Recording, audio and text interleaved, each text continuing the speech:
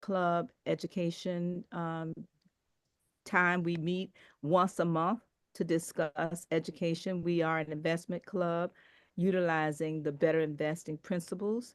And we have an opportunity for our members to learn more about the power of investing.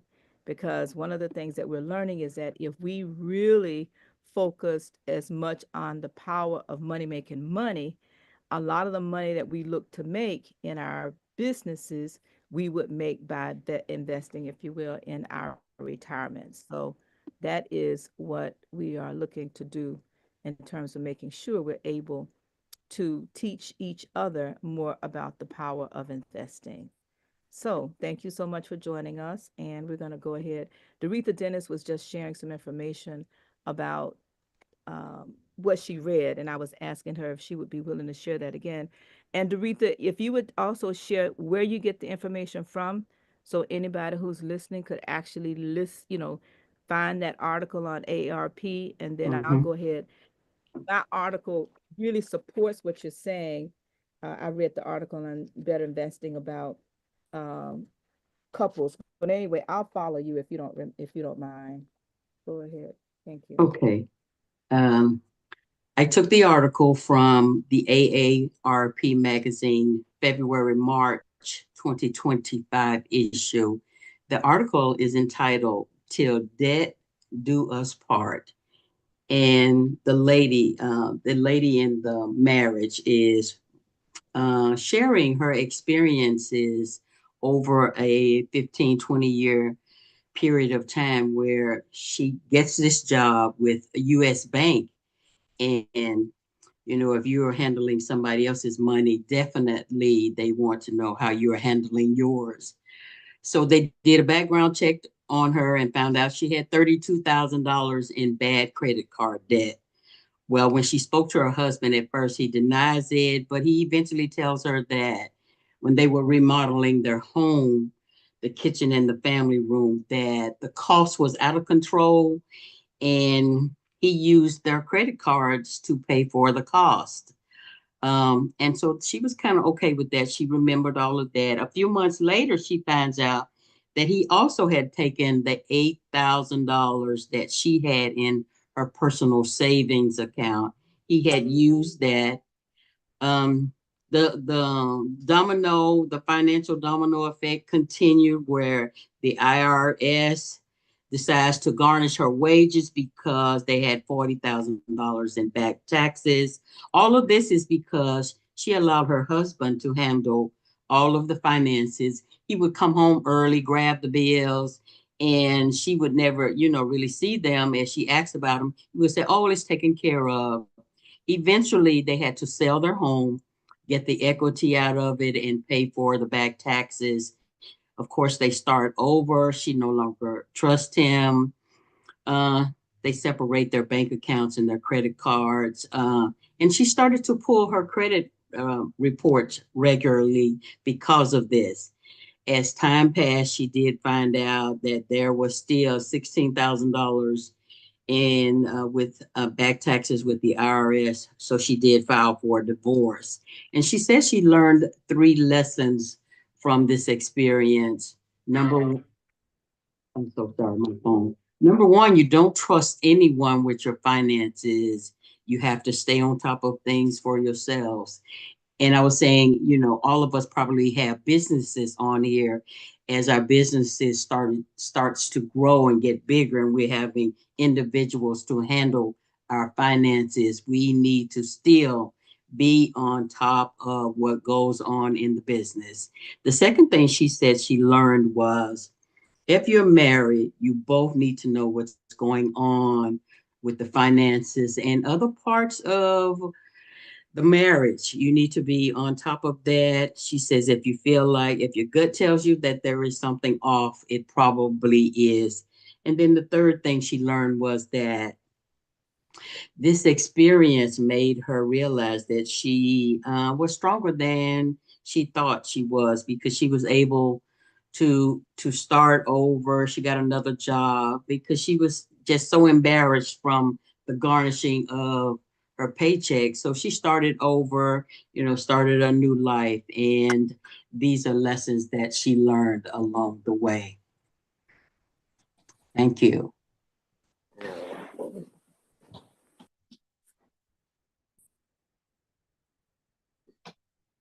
That's it for me. Thank you for allowing me to share that. That was a good story. Thank you. Thank you. You know what? That's actually a television show, To Debt Do Us Part. It's sort Really. of, yeah, it's a Canadian show. I'm sure it's on YouTube or BBC or whatever. Hmm. But it's a series where this sort of super debtor nanny type person comes in, takes all of the credit card, like lists every single penny that comes in and goes out of the house because, these couples are in dire straits. And after creating budgets and setting all of these conditions and things, she sort of brings them through a period of over a month or so. It's called Till Debt Do Us Part. Yes. And that was the title of the article. So it probably is a spin off from this lady's experience. She probably sold Yep. the story to somebody and they wrote them, put it into a movie. Awesome. Yep. Thanks for Mhm. sharing. Thank you, both of you. I'll go ahead and go next. I have an article and then I'll do the video at the very end after everybody else finishes. But I think the article ties in line with what Nicole shared, and it also ties in line with what Doretha shared. The article is actually on page number 9 in the Better Investing magazine. The Better Investing issue is the issue for February 2025, volume 74, number 5. And the article is entitled Money for Couples. And this is from Remit. And many know Ione listens to his podcast literally every single day. But he talks about 10 things that all couples should do. And I'll just read what it says in the introduction. It Takes Two, a book to help couples get on the same page regarding their finances.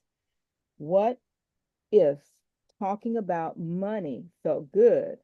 Financial author and podcaster Remit, all he asked in the first sentence of his newest book, Money for Couples. It's a question sure to stop many readers short. What if talking to their partner about money could feel good instead of stressful, scary, and even divisive? And this is uh, this is written every month. Angela McQuaid, does an excerpt from one of the books that she likes.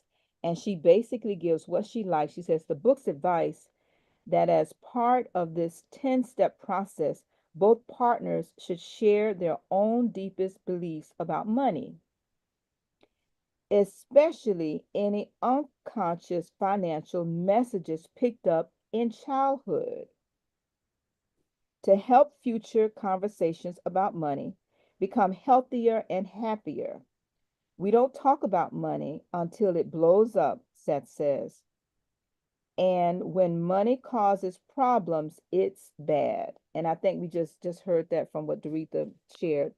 Then she goes on to say, what I loved, the author's detailed approach to talking about some very challenging money topics, including merging finances, creating shared money rules, and deciding on all the numbers to use in the couple's joint conscious spending plan.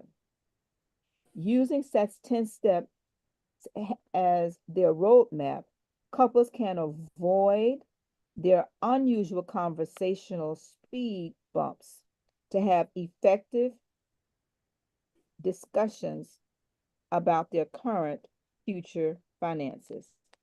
And then she goes on to share, and I'll leave with this. What makes money for couples worth buying?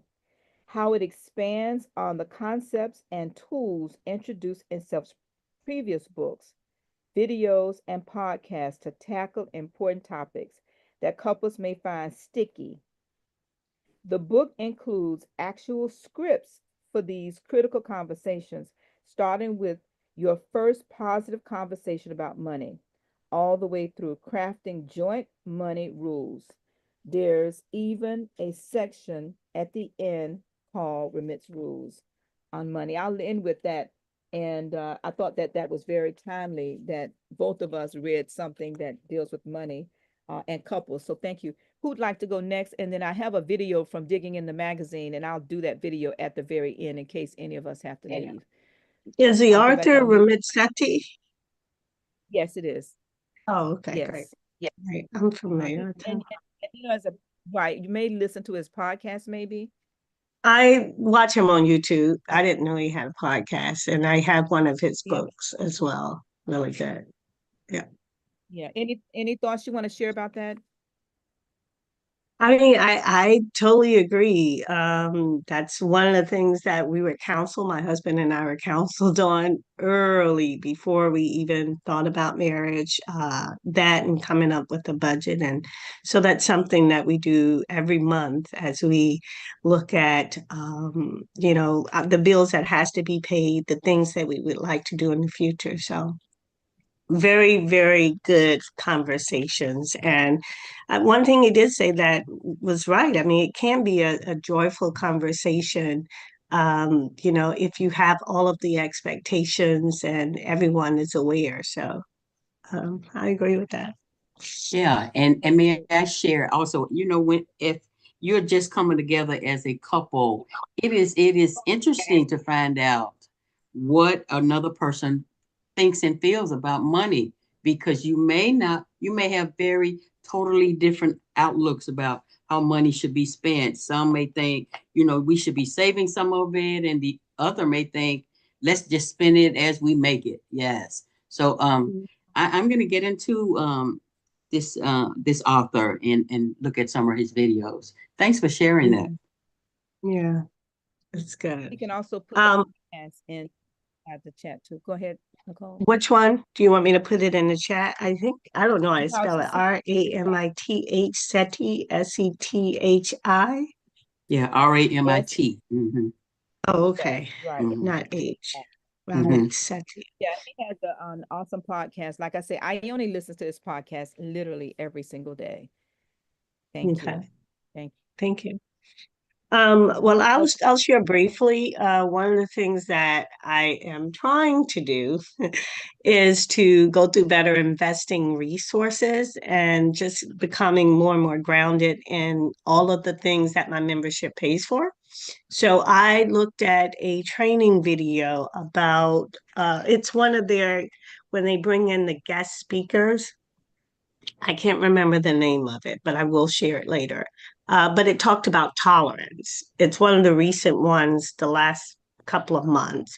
It just talks about investing tolerance and understanding the market that we're in now, the fiscal year 2025, moving forward, this new presidency, all of these different changes, and what we can expect by looking at some of the historical things that may have happened 5, 10 years ago. He gives us some insights into where we are right now. Right now, we're still in the last quarter four of a bull market. And I'll say, well, what's a bull market? Well, bull market just basically means that we can expect increases in our investments. Uh, if the unemployment remains low, which he expected to top out around 4%. Right now, I believe it's somewhere closer to like 4.6 or something like that. So um, there are all these other factors that will contribute to the growth, but one of them is unemployment. The other is the lowering of the interest rates. And then sustained growth in the stock market also. So those are things that indicate a strong economy, which contributes to people being more secure in their investments. I don't know if you guys have looked at your portfolio of the last 3 quarters. You can see a continuous up straight parallel to some degree. So those are all factors of a bull market. He also says that we still are going to be able, we're going to be expecting some volatility, but looking at the other factors, unemployment, um, the government reduction of the interest rate, things like that, it's going to sort of slow down the inflation and, make some of those investments a little bit more favorable. He talked about, and the whole training video is really about, if we look back, we can see the patterns. We can see where we may have had some volatility in the S&P or in the NASDAQ between a certain period. And these are the factors that were going on. We had a war, we had Ukraine had a war, we had instability in the markets, we had all of these different things, and these patterns are cyclical, basically, from my gathering of the article. He also talked about, some of the indicators being some of these same challenges in the market. And they are real indicators to help us to see. I mean, granted, we have our SSGs and we have, the articles and the news and all these things that we're using to make decision, but there are some really clear factors that we can kind of hone in on that will give us an indication of where we think the market is going to be in 25. One of them is, we all know that during the first year of a presidential cycle, there's a decline. Usually there's a decline in gas prices. Usually there's a decline in food costs.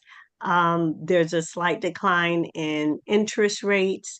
And that's all because of, leading up to the election, there are all these promises, and naturally they want to get the first couple of good promises out and completed. We also know that with this particular presidency, the discussions about tariffs has been shifting and changing the market since last year. And he goes through an example of where you started to see some fluctuations in the market just because of the discussions of the tariffs.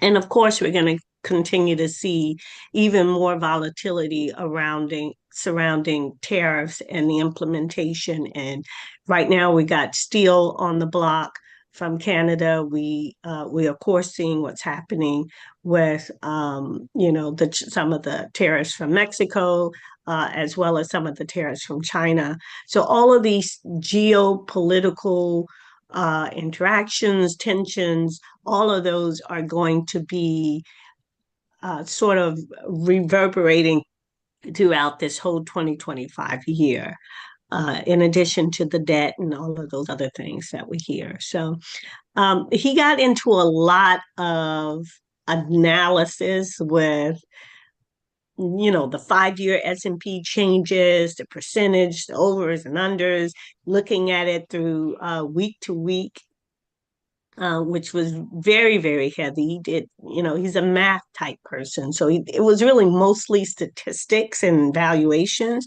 But in the end, he wanted to communicate that these patterns are cyclical, that we ourselves know, if we're listening to the news and just around us, the impact that things are going on in our communities, we can also see the anticipated changes in our investments, and we should be aware of that, and we should use that information to make better decisions. So I think it was the presenter was Sam Stovall.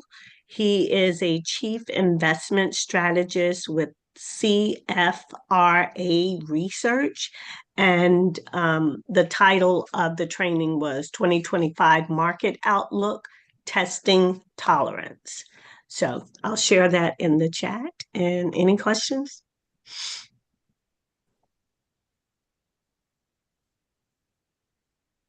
Okay, thanks. I appreciate it. I, Nicole, I think that was so deep that nobody could, I don't know about anybody else, but I was trying to follow you. My goodness gracious. That was awesome. It Awesome. was. It's so much stuff in my head. I'm like, I don't know. Right?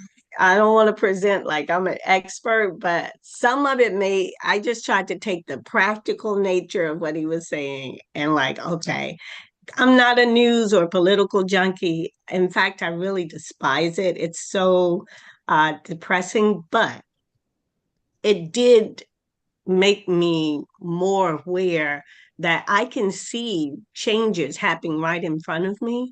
And those changes will have an impact on my investment. And I can't just, close my eyes and pinch my nose and say, and wish and hope that I can actually feel empowered to use the information. And even at the community level, I don't know.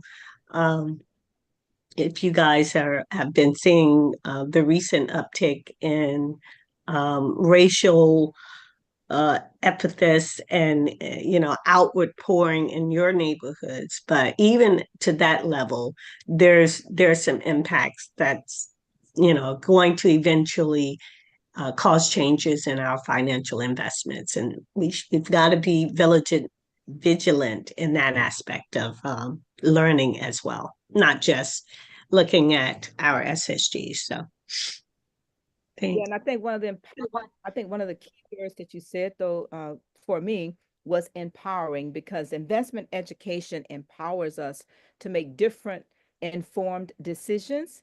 And one of the quotes that I use a lot, when situations like this happens, and that is, and this too shall pass. Whether the market is up or down, and this too shall pass. And so being members of this Better Investing organization and association has just really helped me just kind of stay even keeled, and everything that you're sharing, I think is very informational. Thank you so much. Okay, who'd like to go next, please? We have Carolyn, Sharon, I'll go. Shelley. I can go Thank you. next. Thank you, Sharon. Sharon, Oh, you going or you want me to go? I think I'll be fast. So Okay. I've been receiving news feed every morning from an organization called V46 Vista Management.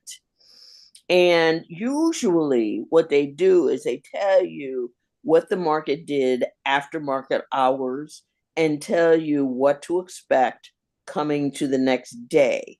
And they'll give you information about, particularly some outbreak, and they'll just give you the background noise of the stock market. What really caught me, and I've been getting the feed for a while, but really what caught me was several weeks ago when you really started seeing this problem with Nvidia. And the Nvidia has been the darling for the last 2 years. And what they said is China developed this thing called Deep Seek. They stole technology from Nvidia, and they developed Deep Seek. Now, what they said was they're taking money because China now can provide technology or they can provide services very similar to Nvidia, but for a lot less money because they stole the technology. Now, I noticed yesterday what was totally different from what they normally do in terms of giving the stock market what happened last night, what to look for this week, and all this other kind of stuff. They totally went through trends. And what they said yesterday, because they start coming through about 7 o'clock, so it's still too early for today's feed.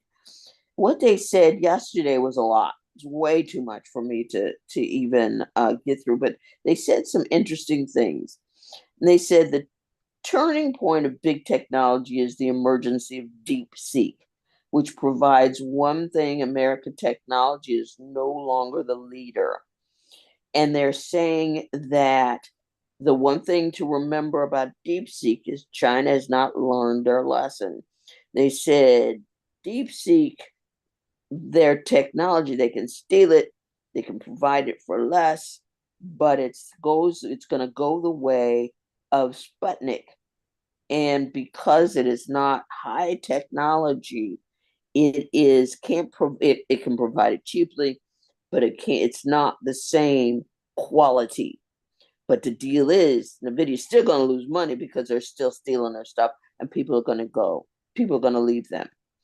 The other thing that they said is this: they said that the technology bubble, because of AI, has not burst yet because so many people are still pouring money in. But that bubble is going to burst, and to be very careful. Then they started going through trends that are going to have an impact on the next probably 10 years. And they're talking about, okay, boomers and all the money that we pour into the market and all of the sectors that it impacts, and that we need to look at it. Then they started, and basically that's healthcare, that's this, that's that. But then they started talking about, well, let's look at this Z generation. Which Z generation is going to come up with the next set of types of stock. Their types of stock is going to be totally different than ours. I don't know if everybody on here is the baby boomers, whatever, but they said it's going to be totally different. And theirs is going to be the rise of technology again. So it's just, I find them intriguing. I really do. And what they provided yesterday is something that you really have to sit down, and you really have to, it would take a lot of time to absorb, and I haven't had the time yet. But I know that there are a lot of people that are still trying to figure out how to get in the NVIDIA craze. Watch that very carefully, because someone has already stolen their technology, and they're saying that Nvidia will probably not rise to the $500, $600, $700 stock levels again. Anyway, it was just a very, very interesting and very deep set of articles that they sent yesterday. That was it. Sharon, is there some kind of way you can put that in the chat for us to go back and take a look at? Let's see. I'm not sure how now the ones for the one set of articles I put into our chat about the impact of DeepSeek on NVIDIA. This is a group you have to join. You have to join, but I can send out that set of articles that they sent yesterday. But it's a group you have to join. What's the name of the resource again? V46 Vista Management Team. Okay, thank you. That's it. Thank you. Okay, thank you so much. Carolyn, did you want to go ahead and go next? Yes, please. Good morning, everyone. Coming from the article I read is in November 2024, and tax planning for potential inheritance. And it's the way to keep money in your pocket with the new rules. Over the summer, the IRS had made some changes to the inheritance for the Roth IRA and the pre-tax IRA, but it's really based on not the spouse, but sometimes we have beneficiary, not the spouse, but the other family members or friends. And that the rules, it's the change that was made is that you have 10 years to withdraw the money. And for the Roth IRA, it's saying that When you take 10 years to withdraw the money, you do not have to pay any taxes on it. But the complication comes when it have the pre-tax IRA. However, there's still a way how you can reduce the taxes because you have to pay taxes on the pre-tax IRA. Still, the 10 years, it take you 10 years to do it. So basically what it's saying that you can do a portion, you can spread it out for 10 years. So like if how you have $1 million, just thinking about $1 million and you have to pay taxes on that. There's a way that you spread it out and be able, sorry, I'm driving and people just driving in front of me. Okay. It's still there's a way that you're still able to save on the taxes, paying less. So again, this is you can read, I'm short and brief because I'm driving. November 2024, page 9, and the article tax planning for potential inheritance. I also read uh December, and that's page 7. Learn at the lunch with, what this one was talking about is that donating stocks. We might have stocks that we don't want to sell, but we really want to sell it. He said what you can do is donate the stocks. When you donate the stocks to a 51A C3, if I'm saying it right, a 501c3 nonprofit, you would not pay capital gain on that stock when you even though you have a gain, you will not pay taxes on that. So that's something for personal and even for the investment club, that is something that you can do. And I will go back to what Dorita spoke about. Two things. Most times people in the personal bank account, people do not reconcile their bank every month. Business does, some business does, right? And your personal, so you need to reconcile both business and personal. And when you see a charge that you're not aware of, you ask questions, and that's how you can pick up certain things on your bank account.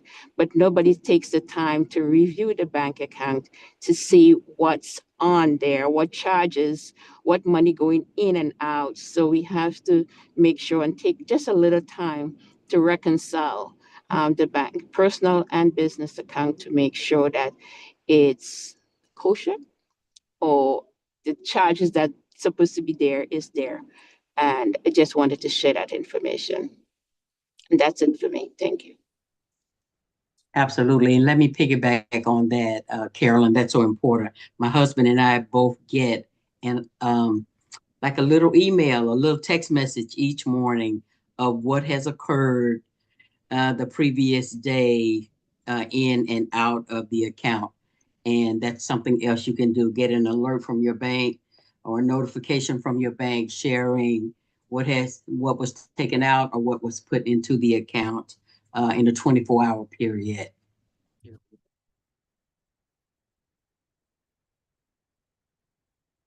Thank you. That is excellent. Okay, anybody else? Anything else? I didn't The get what only Anybody else? Anything? the I only was other going to say. I didn't get where Carolyn information came from. Carolyn, can you share that again? It came from the Better Investment magazine. One Mm-hmm. is in November.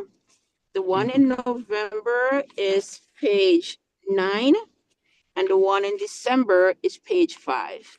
Thank you. You're welcome. I thought that was interesting because I don't know if anybody's in here on here is as old as I am, but this is the thing.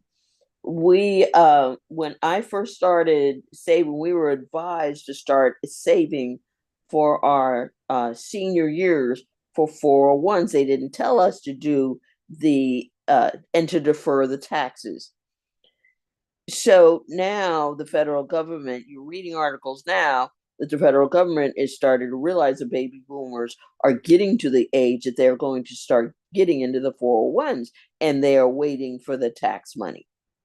I mean, to the point that they force you to take the money at 73. They force you to start taking the money.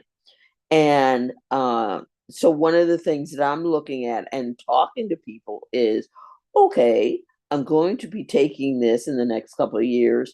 I need to start looking at the tax requirement on this. And so I'm listening to what you're saying, and it's very interesting because that's exactly what I'm doing, is looking at my tax consequences and how do I decrease the amount of taxes. Thank you.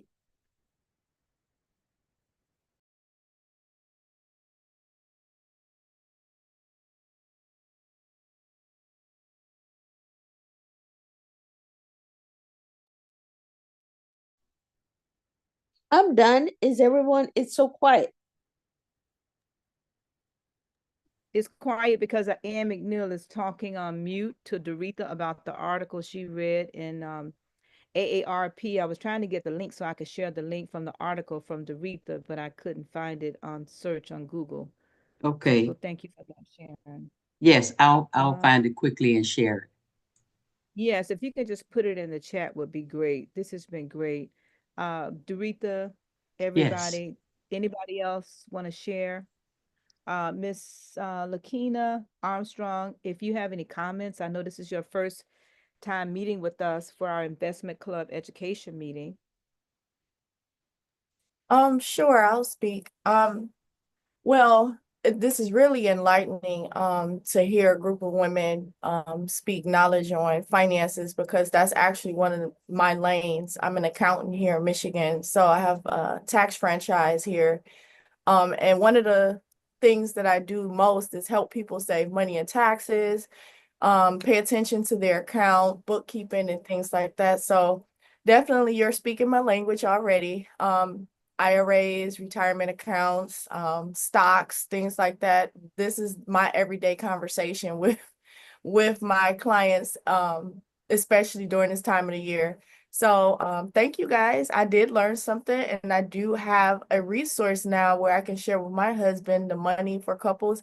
When I clicked on it, I actually think that my husband listened to this channel on YouTube. So um, thanks again, and I'm glad to be here. And if there's anything that you guys would like me to speak on, or if I could be a resource of any kind, I would surely love to do so as well.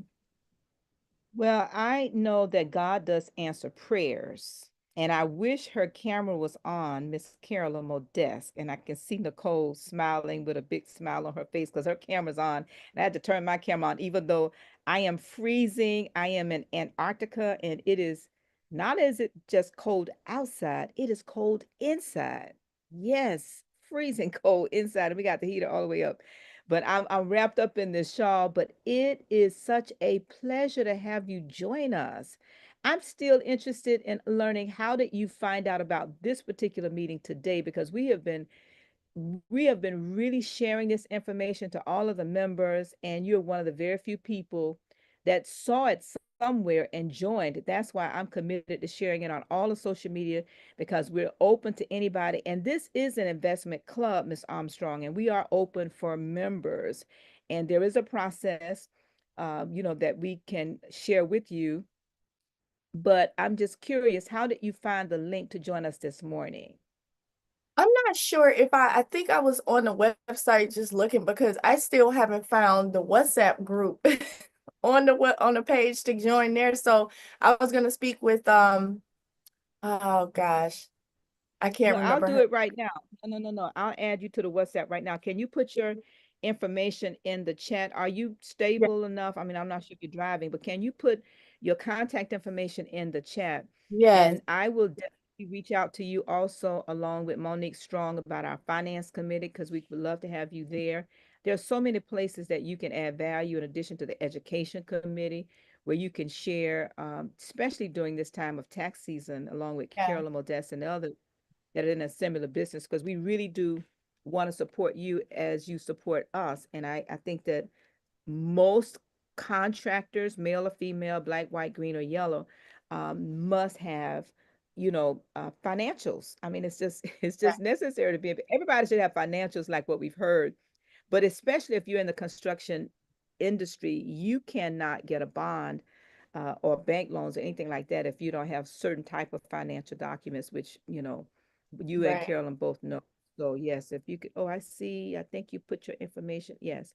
Yeah. And also add your cell number too, please, would be great. But I'll add you to the WhatsApp right now. You said say that again. What do you need me to Add add? your cell number, and with your cell number, I will add you to the That's Nabwic WhatsApp. yep, that's Yes. 313-727-2028. Wait, That's wait, my wait, cell wait, phone. wait. I'm adding it. 313 727 727 2028. 2028. Okay, and again, I'll also make sure we send you the information about the club in the event that you're interested in it. If anybody's listening to this and you're Awesome. interested in the Nabwic Investment Club, you can go to nabwic.org, Nabwic.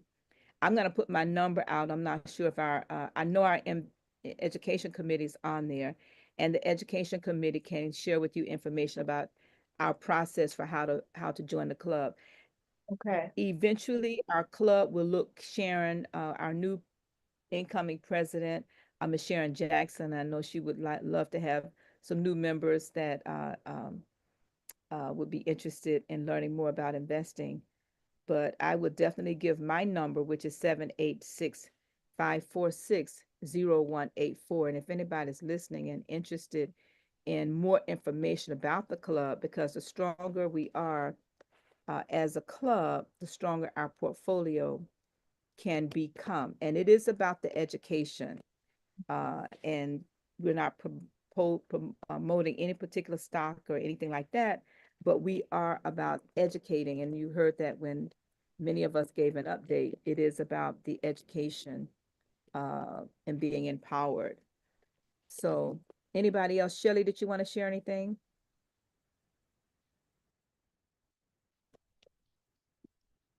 I'm not sure if she's still on. Shelley, if you're still on. Okay. All right, no problem. Anything else? Anybody else? I did have a video that I wanted to share about digging into the BI magazine. I know many of us have to go, but I am just going to play that magazine article and just let it play out. So if anybody would like to share anything else, Sharon, you want to share anything? I know the three of us, you, myself, and Nicole, need to meet about the bylaws. So tomorrow is better for me, any day other than today. Okay, very good. Remember, I am only available my time between 4:30 and 6. And I believe that Doretha said that she may be joining us also. Okay, 4:30 on Wednesday. Nicole, are you available 4:30 on Wednesday? I can make myself available. Okay, so if we can go ahead and meet on this line on Wednesday, the Nabwic Zoom at 4:30, and we can review the bylaws. Okay. And anybody else that's interested, you please join us, anybody, because again, we're looking for volunteers. And Miss Armstrong, we're going to be back in touch with you, because what you, just showing up and being persistent has just been phenomenal. I'm not sure. Are you familiar with our $1 billion luncheon, Miss Armstrong, that we're hosting on tomorrow at 11? Our No, $1 billion lunch. no. The last one I went to was at the end of January. So I'm not familiar with that, but I try to join all the meetings as much as possible. I'm pretty, busy during tax season, but yeah, I definitely, if you share that information with me, I will show up. Okay, just go to nabwic.org on the website. The Okay. registration is there, Okay. and it is free and it's open to anybody. We have 5 right now public agencies that are school boards across the United States that are going to be sharing their billions in facilities in construction. And you can go to nabwic.org to get more details and to register. But Okay. I'm going to be reaching out to you today. Yeah. The number you logged on to get onto this call, we are going to be on the same number today at 5 o'clock Eastern time for practice. So it would be great if you're available to just kind of join us and kind of sit in and listen. We are in the process of planning our next one, which is going to be for ports, and that will be next month. So Okay. it's very, hopefully you enjoyed the one that you set in on transportation last month. Okay. Yes, I did. Okay, so you said at 5, right? 5 o'clock Eastern on the same line that you're on now. Okay. So that would be a practice, but the actual meeting would take place tomorrow at 11. Okay. Yes. Sharon, you want to share anything before we plan to, I'm going to play the video No, and let it because play I out. need to go right now. Thank you so much. Okay, Um, no problem. hopefully everyone will come to our next meeting and we'll be on tomorrow night. Thank you. When is the next meeting? First Thursday First is Thursday our of next. every month. Yes. Mhm. Perfect.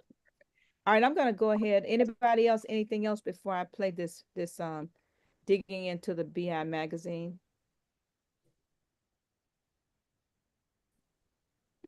I will have to leave now. So take care, everyone. Okay. Okay, Carolyn, Thanks. thank you. Thank you so You're much. welcome. On Nicole, anybody else? I'm kind No, of I torn don't between. have anything else to share. Okay, all right. All right. I was torn between, it was such a good magazine, and listening to digging into the magazine has just been awesome. Because what it does is that it helps us to understand, for me, it helps me to understand the magazine just a little bit better, actually. So I just need to make sure that I got the volume. Uh, let's make sure I got the volume up so we can hear it. Share computer sound. Share the. And so this information comes from, can you see it, Nicole? Everybody can see this? Yes, I can see it. Okay, so this is Toll Brothers. I was tempted because we are in construction, and I was really tempted upon which article to share.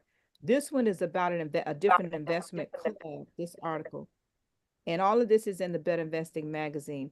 This article is about In the Black, and this is an investment club who is sharing about their club. And I thought it was very informative and some ideas for us. This is In the Black Investment Club, ITBIC. They started in 2021. There's 7 partners. They're from 3 states. They started a meet the second Sunday of the month from 7:30 p.m. to 9 o'clock p.m. online. The education is predefined screens, and the stock to studies are small to medium stocks. And so I'm just going to play a little of this as she shares a little bit about their club, because I just thought it was some nice ideas for us to possibly consider that we might want to implement for our club. Hope I played the right video. And put it in the chat also.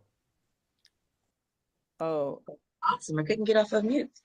Me again.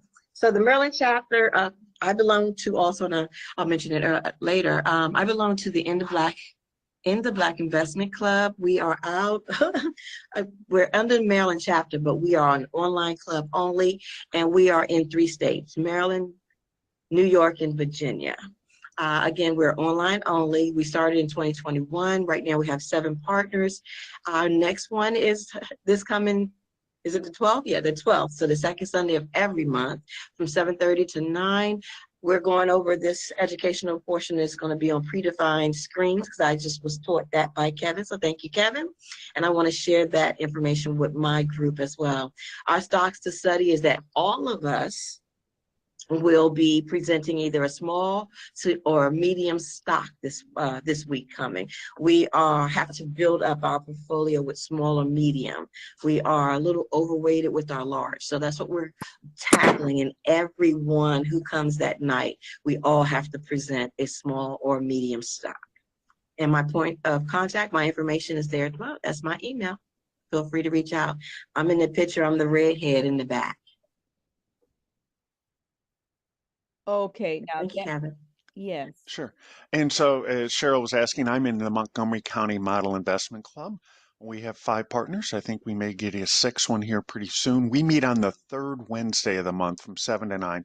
We too are online, and there's a link to join us. Our education is going to be Valuation 101, and our stock study is going to be Green Brick Partners. So come and take a look. There's a picture of some of us. We do quarterly socials with a couple other clubs, and that's sort of a mix match of some of us from the 3 different clubs. Next slide, and I think it's to you, Cheryl. Yes, we are the Model Investment Club of Northern Virginia, otherwise known as McNova. We currently have 14 partners. We meet on the 2nd Tuesday of the month, which is going to be January 14th this month from 7 to 9 p.m. There is the link that will take you to our club meeting on the 14th at 7 o'clock. We're, as I said before, doing researching banks, and stock study is Yeti Holdings. And there's the point of contact. And the previous slide showed all of the events, and you can get that off of the BI Northern DC chapter events page. Okay, I'm gonna. All right, and this is still me. BI is doing something called Club Connect. It was the old Visit a Club program, and now it's new and improved. It's not only for people looking for a club to connect with, but also clubs that are looking for additional partners for their existing club. So you can look there under investment clubs, go down to the green that has the red circle around it, and there you will find Club Connect. Fill out the form that is down there, and you should be hearing from BI Central soon. And please look for this special connect. It is really catching on with members. Okay, this is digging into the BI. We'd like to be able to show what's going on in the latest issue of the magazine. However, because we moved this to the first Monday of January, normally we do the second Monday because of the holidays, and because this is a 2-month magazine, January and February, they haven't released it yet. So we don't have anything to really show you other than what we did last month, and some of it we will keep there. But again, you can get this electronically as well as in the mailbox. So keep that in mind. Let's go to our next slide. And here's where you can find, again, on the Learning Center for a member. If you look at the green arrow, that's where you can sign up to get the BI magazine for mobile devices. I have that on both my tablet and on my phone, my smartphone. And then also, when they talk about additional resources for either the 2 featured stocks, the stock to study and undervalued future, where that red arrow is, that's where they have the additional information. So you can always find it there for whatever featured stock you're looking at. And the way you get to it is through that green box in the center that says View Magazine Issues. Next slide.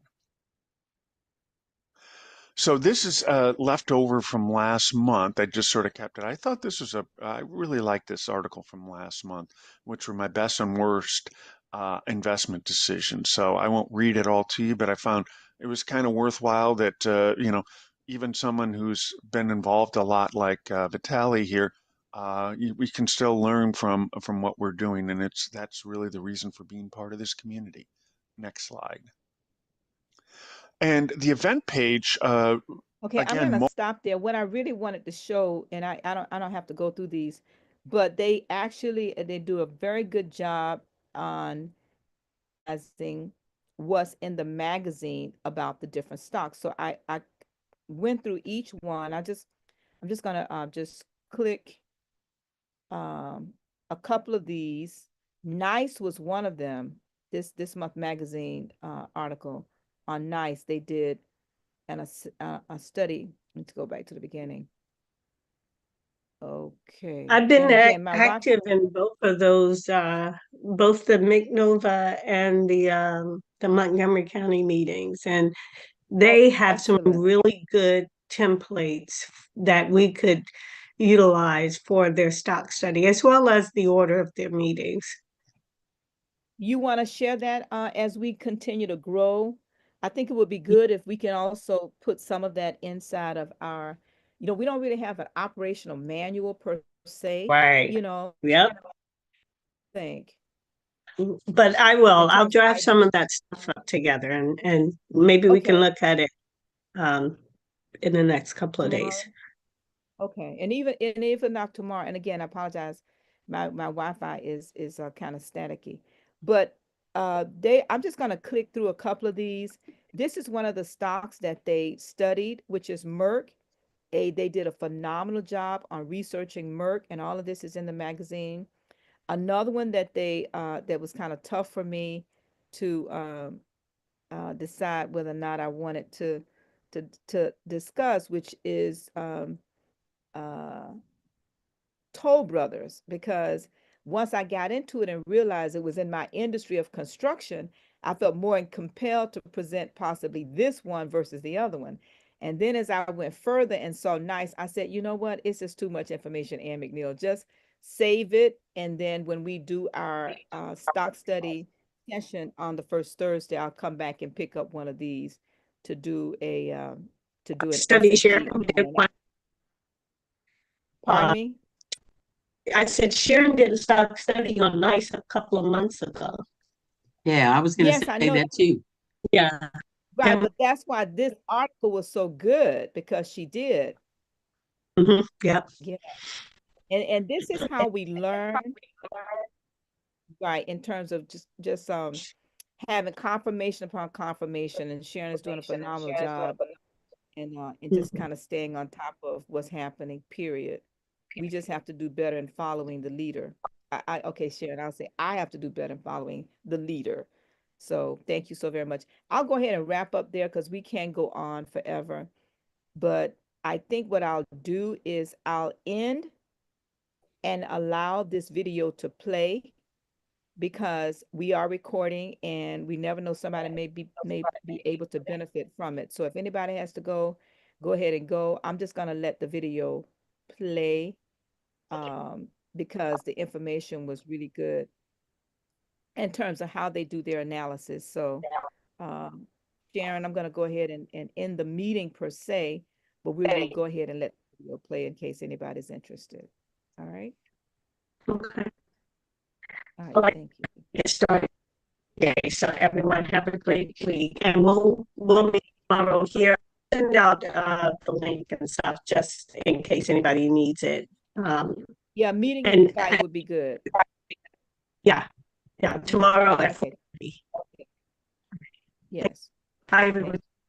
Okay, Stock bye-bye. ideas that follow our methodology. And I'm doing, as you heard on MCMC, I'm going to be presenting on green brick. I've never done home builders. I've heard presentations on it, but I've never really done them myself. So I thought, okay, let me sort of look in the home builder area as well. And, this is a way I sort of can build out an industry study. So the predefined screens is over on that screen capture on the right-hand side in that red box. And then if you look at down below the criteria that the quality and the value screen in the A list, that's again in the upper right, that light green stuff, that question mark there, if you open that up, it will show you those three down there and it gives you sort of the parameters. If you're a numeric person and understand all that stuff, it's great. But otherwise, you just have to know that these are pretty worthwhile places to be able to find it. So let's go to the next slide. And I want to talk a little bit about home builders and keep in mind that they are cyclical. And that means that they expand and contract with the economy and stuff. And the thing is that they're interest rate sensitive. And again, there's a lot of stocks, almost three-quarters of them have some kind of cyclicality to them. So, we're always sort of told to be able to look for up, straight, and parallel. You may not always get that with every cyclical that's out there. And then also, even cyclicals may have looked like they weren't cyclicals. If you just look at the visual analysis going back all the way to 2008, 2009, because we had this long, uninterrupted bull market. It's the longest in our history. So as I said, the home building is interest rate sensitive, and down below you can see that there's the home builders 30-year fixed is currently at 6.9, whereas really over the last decade it was closer to 3. So that's sort of something to keep in mind. And the other reason why to look at home building is home builders are 3 to 5% of the GDP. In real estate is 15 to 18%, and that comes from the National Association of Home Builders to take a look at it. And there's an image up in the upper right that sort of shows you who's the leading home builder in each state to take a look at it. And up in the upper right, if you got the handout on this, where the image is, if you click on it, that will take you to that link to where it shows you all the state leaders on home building. Next slide. So it's really, the home builders are really lightly covered in our community. If you see on the ticker heat map on the right-hand side, only Green Brick and PHM, which is Pulte, show up. And if you see that in the top 200, only one of them showed up. This is from April of last year, and that was D.R. Horton. First cuts, there were several of them that were listed there, and you can see many of them have just one or two studies going on. And Toll Brothers that we're looking at, as I said at the beginning, the one stock that was the one first cut that was put in there is from March of 2022. So we're coming up on 3 years old. At the same time, Toll Brothers has gone up 212%, not including dividends, over the past 5 years, and we're trying to double it. Our goal in the better investing community is see if we can double in 5 years' time, which is 100%. So they've done even better than that. So it got me thinking, maybe I ought to look at this industry a little bit more. Next slide. So what I tend to do when I'm kind of new with this is I like to be able to sort of look at sort of some of the competitors and take a look. And as you can see, I had a lot of things I haven't really sort of filled out yet. And this is sort of how I sort of learn and sort of figure things out. But I look to be able to find all the home builders that were in either the S&P 500, the 400, which is the mid caps, or the 600, which are the smaller ones. And I was looking at sort of general things that sort of come in terms of homes closed is one thing to look at. You can look at the sales as we have in better investing. You can see the regions that they cover. And the one thing that sort of stands out with Toll Brothers is that their focus is really on luxury homes. D.R. Horton does everything from entry to luxuries. You can see others that are much more varied, like Pulte and NVR Home. NVR Home includes Ryan and the like. And so you can see that there's, like a lot of industries, I sort of compare it to like semiconductors, that there's a whole range of things inside the home builders that can take a look. So there's, like I said, I'm just sort of starting out with this. I'm not an expert in it, and I'm just sort of fumbling along, and this is sort of how I start out. Next slide. So here's sort of what I look at. So it's a large size in terms of sales by our metrics, but it's in the it's a mid cap component. They're out of Fort Washington, PA, which is Philly. Their CEO, Doug Yearley, has been the CEO since 2010. So that means all the leadership is in place. And you can see it has a decent above average financial health grade. A B is above average. It means it's in the top 40% of all stocks in our universe. It has a really good manifest quality and par rating if you use that, if you use manifest, if you're a subscriber to it. But even the value line and CFRA have good stuff. The concern is with Morningstar is, as you see down there, is they don't have an economic moat and just as a standard capital allocation. Those are not negatives. They just don't sit there and jump out. And I don't think any of the Morningstar covered home builders have anything other than a narrow or no economic moat. So keep that in mind. Very competitive. Next slide. So I also like to look at the CFRA report, and what it does is it gives me a nice summary of stuff that really they've submitted to the SEC. So again, they cater, Toll Brothers does, to move up buyers and empty nesters. So also when people are trying to downsize, they want to do luxury downsize.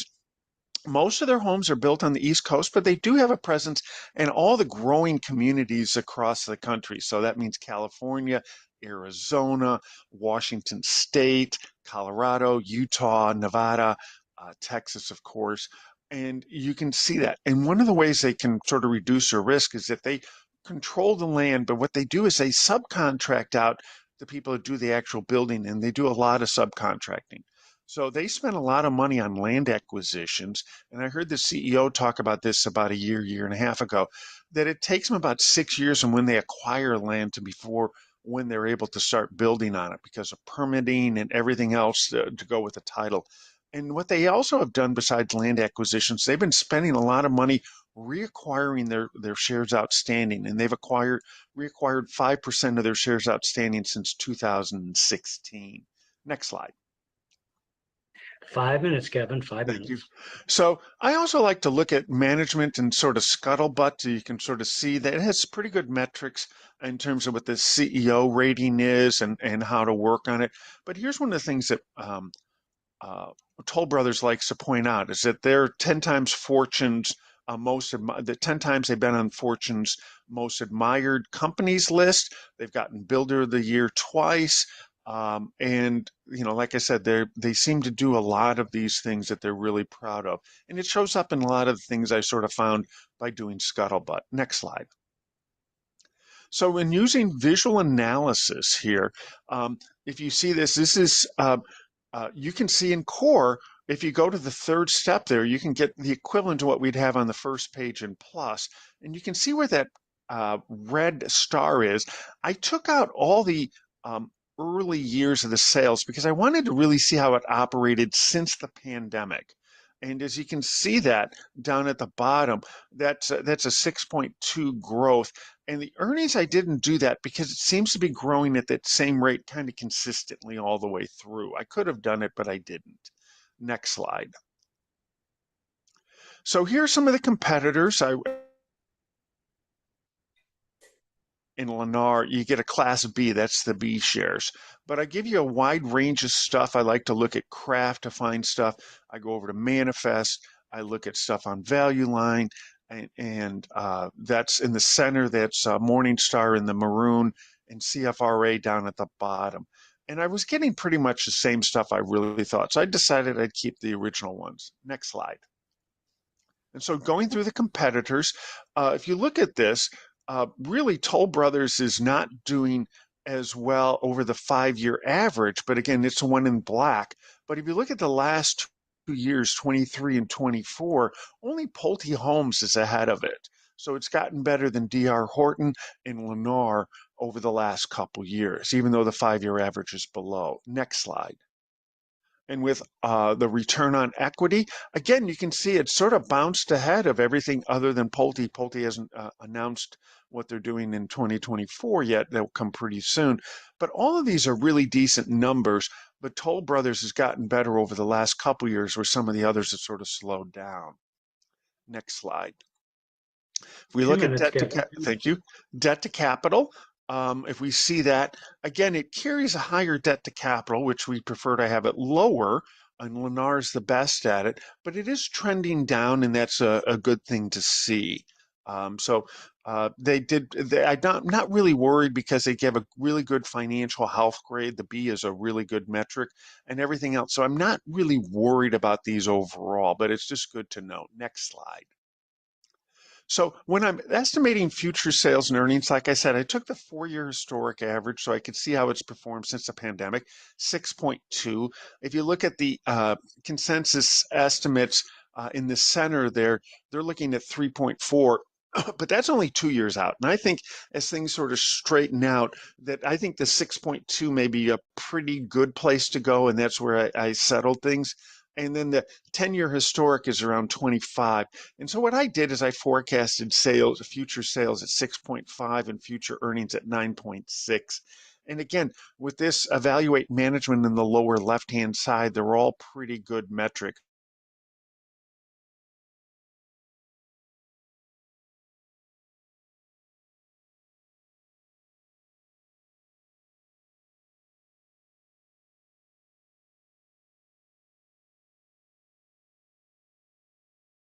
orange at the bottom, and that sort of gave me my high and low prices. The current price is 124.6, so I am getting a doubling of the money. And the like, so I can take a look at it. But I also gave it, because it's cyclical, I decided to go down much lower than just the 80%. The 80% is just around $100, and I'm setting a low side of 75 just because of the cyclicality that goes on with this. Next slide.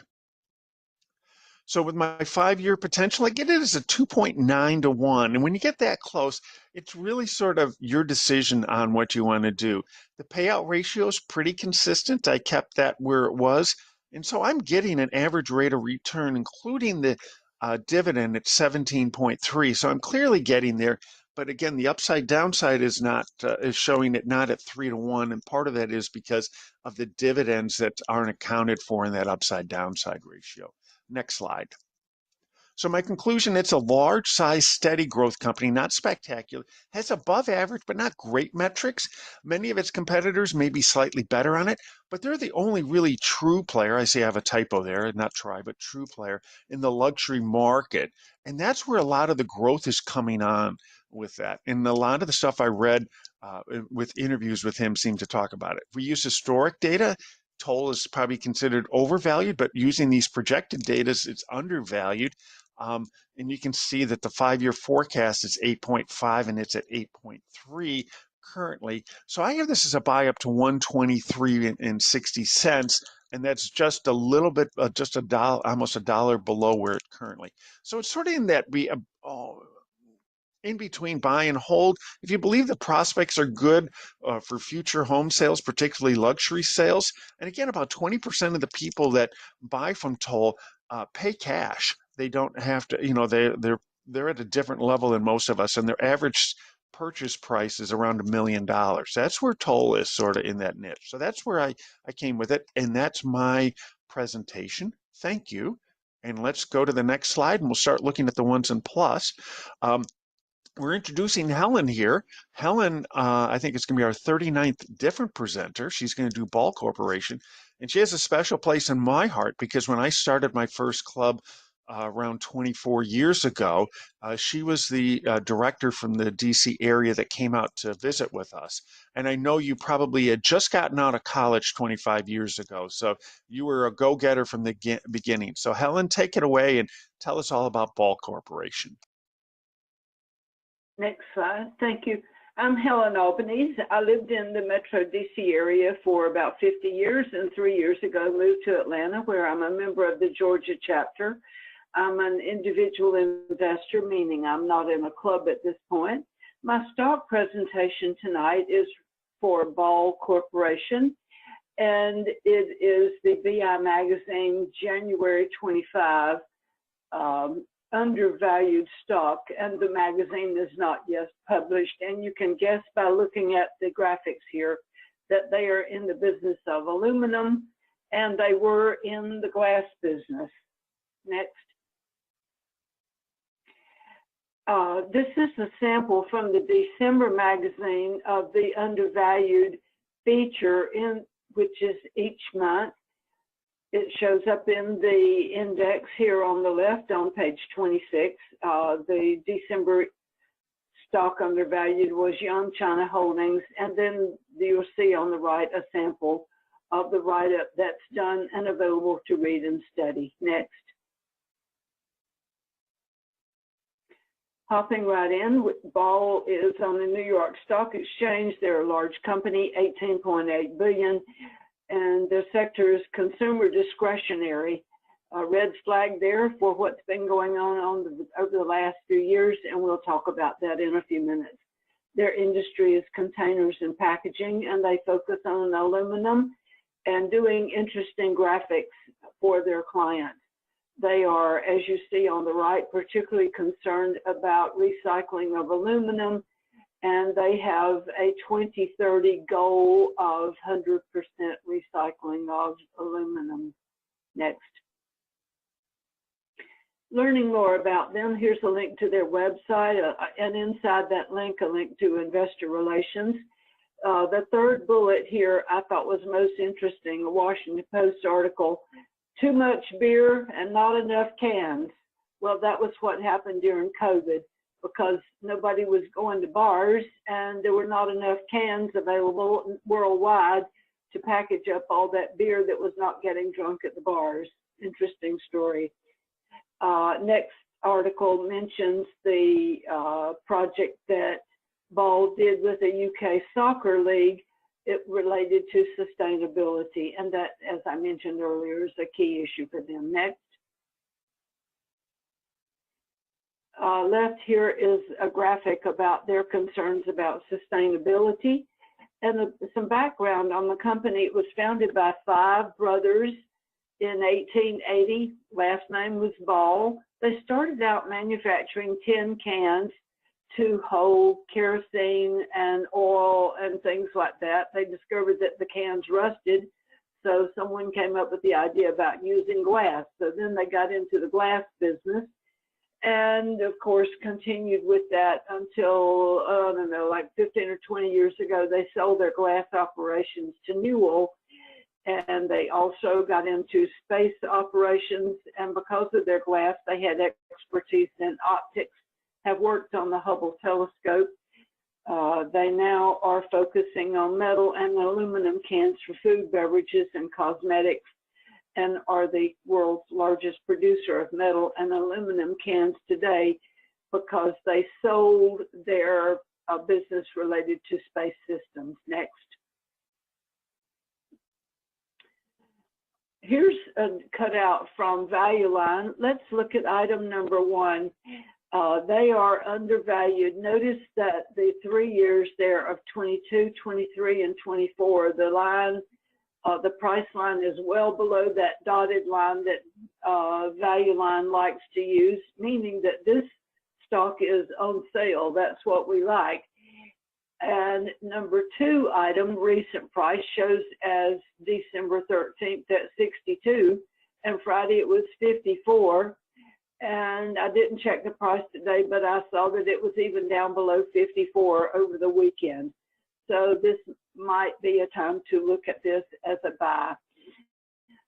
Let's look at number 3 here, the 5-year projections. On the left column, 27 through 29 projections, we see a projected high of 145 and a projected low of 95, and the high would yield a 24% annual return, and the low of 95 would yield a 12% annual return.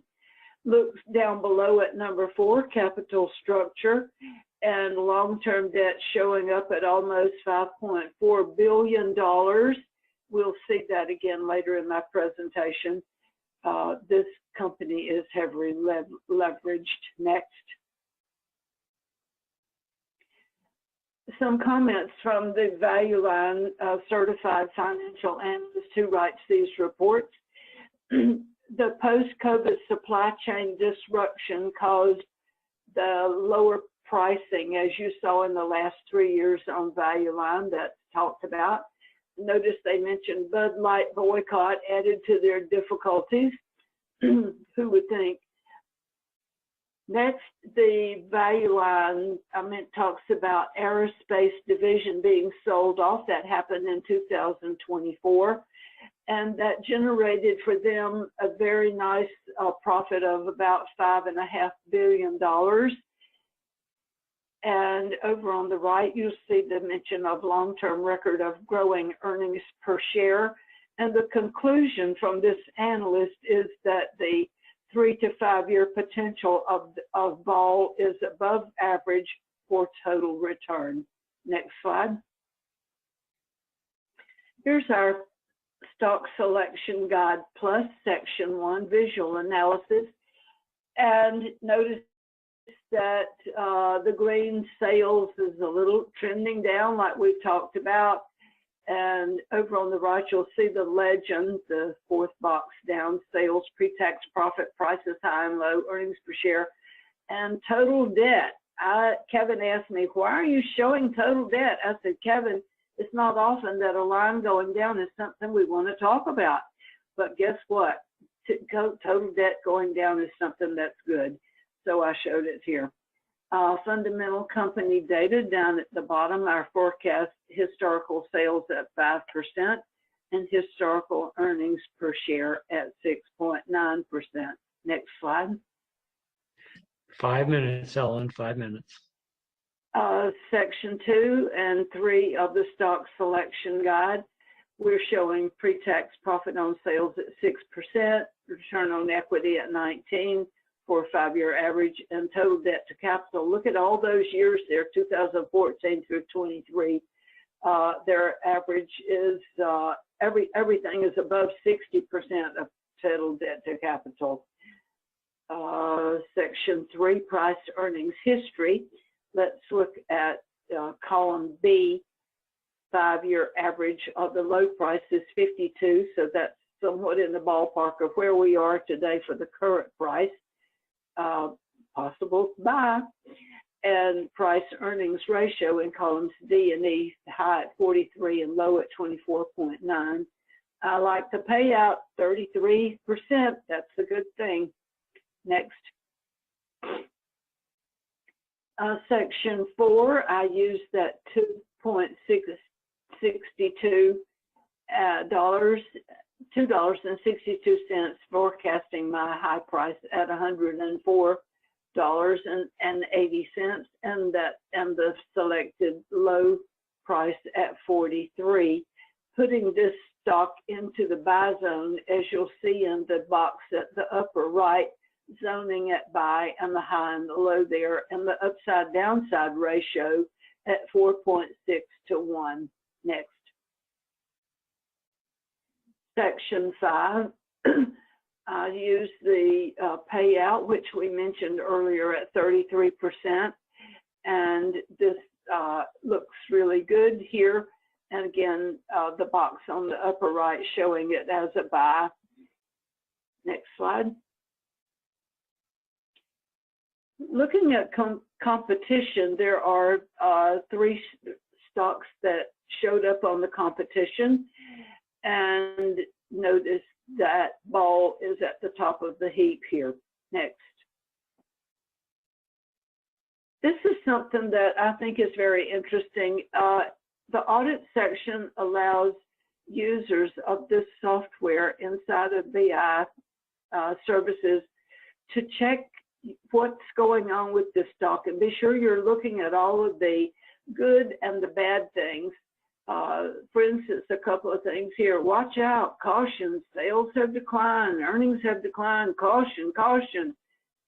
And the very last one, more than 1/3 of this company's capitalization consists of debt. So those are very helpful things for those of us who are new or getting back into doing stock selection guides and evaluation. Next. Also, member sentiment. This information is gathered from other people who are members of Better Investing and have submitted stock selection guides to our national organization for analysis. Next. Same thing, member sentiment, judgment forecast. These are, see across the top, the numbers of the names of the columns here and what everybody who has submitted stock selection guides think about this company, how they think, how they compare. There were only 23 studies submitted in the last 90 days on Ball Corporation. Notice on the left column that the ones that are white boxes, those were cast out for some reason. They didn't quite fit the correct criteria. Next. In conclusion, Ball is a large-sized, mature growth company, 140 years, yes, probably mature. They are fairly well managed. Ball is on sale, as I've mentioned. They're trading near their 5-year average low PE. They are a buy up to 58, and they have a long-term consistent earnings growth, and quoting from Value Line, at current price, the stock offers us above average 3 to 5 years total return potential. Next. Thank you very much, Helen. I'm glad that you were able to to come on in there and for your first go at this modern technology. A phenomenal job, but it just shows you've been doing this for so many years that it works no matter how you put it together. Thank you. Cynthia, last but certainly not least, tell us all about Deckers. All right. Good evening, everyone. Again, my name is Cynthia Bonham, and I'm a proud member of the Maryland chapter and a member of the in the Black Investment Club. Today, I share my insights on Deckers Outdoor Corporation, better known by its ticker symbol as DEC, D-E-C-K. Let's go to the next slide. All right, let's begin with just looking at how I identified DEC as an investment opportunity. I used the BI website, which provided excellent predefined screen. I was able to filter and analyze a club that I wanted to get to. The platform allows me to narrow down options based on metrics that align with my investment goals. For example, I went into the predefined screen and I looked for, my sites were on small to medium companies and with a grade A financial health, if you will, A, B, or C. And I came up with, went through the list and came up with a filtered list that I put together, and you can see that at the very bottom. So looking for small to medium companies with an A, B, or C financial health gave me the list below. So now I've created my filtered companies, and I can click on that and it'll all be there until I delete any one of them. So that's how I found DEC to be my investment opportunity. Next slide, please. All right, a little bit about Deckers. It's in the footwear industry. It is a consumer cyclical, a medium-sized company. And again, what I was looking for, a financial health grade of A. It was founded in 1973. It is a leader in the global footwear and apparel industry, known for its innovation, and its consumer obsessed brands. So it establishes a strong reputation for targeting specific audiences and delivering exceptional customer experience rather. And it's definitely known for this in their direct to customer channels. All right, next slide, please. All right. Diving a little bit into some key highlights that caught my attention. DEC focuses on a global consumer, and I mentioned before, obsessed brands. I know when you hear Deckers, you just, okay, Deckers, but when you hear a little bit more about Deckers, you dig in, if you hear Uggs, kind of perk up. It's like, oh, I know Uggs. So it is an obsessed brand that's fueled its market leadership. Over the past 3 years, Deckers has achieved double-digit growth in revenue and diluted earnings per share. Look on the slide here. I put it there from FY 20 to 23. The company's revenue saw a compound annual growth rate, the CAGR, of 19%, while the diluted EPS grew a remarkable 26%. DEC's financial health and strategic prioritization makes them a standout performer. Next slide, please. So the next two slides will give you their product portfolio. This one features a lot of the UGG products. The portfolio for DEC is a testament to its versatility and innovation. The company also well-known brands UGGs, Hoka, Hoka, let me make it say it right, and Teva, which cater to the diverse range of consumers. Each brand is designated and designed with a specific audience in mind, from casual to lifestyle wear to high-performance athletic gear as well. The diverse portfolio strengthens DEC's market position and mitigates its risks. So these are the next two slides. So this one and the next one, please. Awesome. And then there's the Hoka portfolio as well. All righty, next slide, please.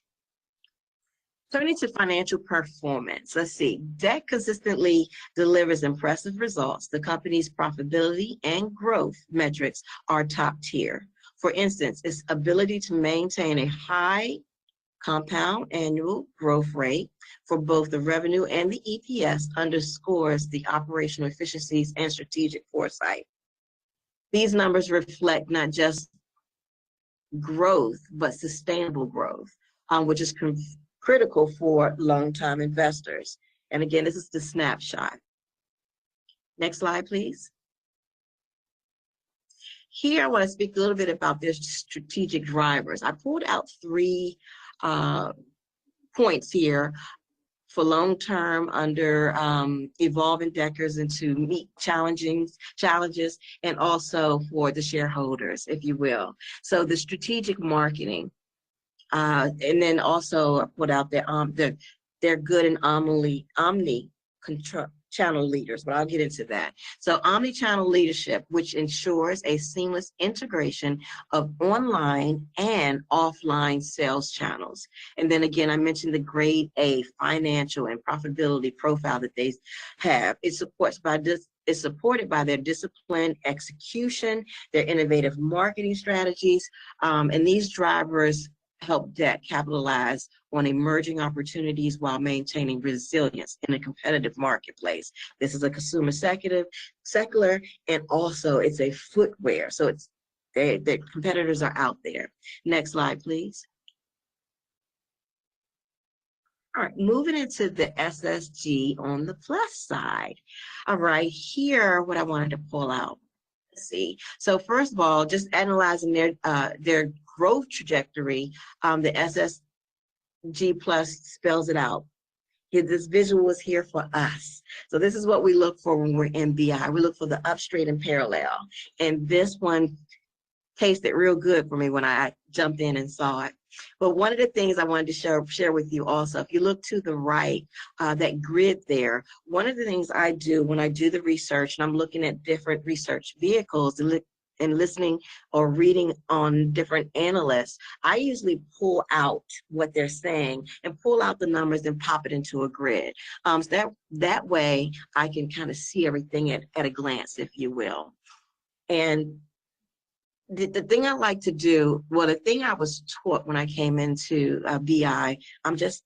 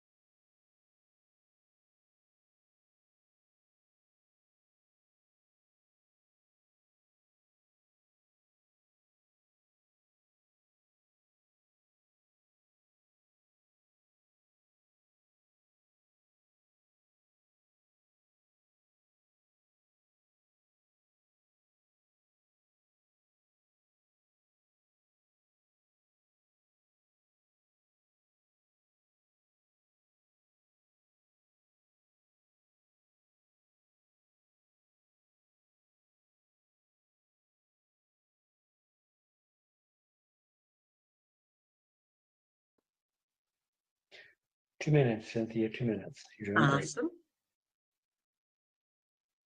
Here is the valuation. Just wanted to let you know. So here, my forecasted high price. My forecasted high price came in at 215.10. And then the low came in at 107. If I didn't pull it out, but on some of the other screens where I had the grid, you can actually see where the average came in, because I did have high price on there, and it was about the same, similar. But anyway, what it does here in the 252, which is the 25.50-25 zone, it comes in the current price at 207.30 on the sale side of things, the 215.10 being the high and the 107 being the low. It is currently in the sell zone. What else can I say about this? Let's go to the next slide. I'll give you a little bit more. All right, so DEC is a medium-sized, steady growth company with strong management and financial health. While it is currently trading at a premium, it remains worthy, I believe it remains a worthy candidate for your watch list and potentially your portfolio when the price is appropriate. So I'll put that disclaimer in there, when it's priced appropriately. Its strategic drivers is diversified portfolio and its solid track record make it compelling long-term investment opportunity.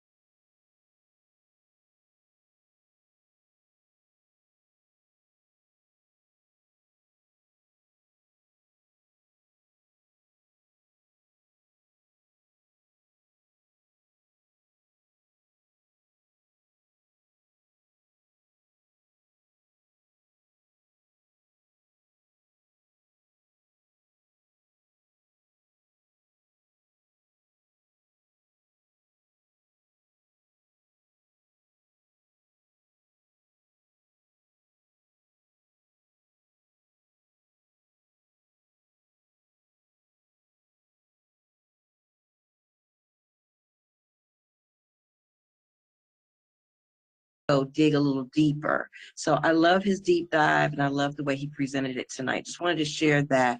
I know that might have been on some other, beginners' minds. It definitely was on mine, the way he went about digging deeper. So thank you for the deep dive, Kent. Well, thank you for the compliment. You're welcome. And the other thing is if you look in the notes section of Merck, I attached this to the SSG, is that they have staff notes sometimes when there's something unique about it. And they do have a staff note about Merck, and Kent did talk about their acquisition and how that's doing it. So it's sort of mucking up some of their numbers there. But go ahead and read the notes on that or download your own and you'll be able to see that. Any other questions or any hands raised? Do you see anything, Kent? We are quiet as a bunch of church Yeah, mice. it's pretty quiet. So Yeah. nothing out there. So I think we're good. All right. Well, let's just keep going. And we'll go through this. So if you have any other questions, you can be able to reach us either at the DC chapter or the Maryland chapter. They're the two stuff for that. If you have anything for this particular event, the Digging into the the joint program, you can be able to reach us at digging.into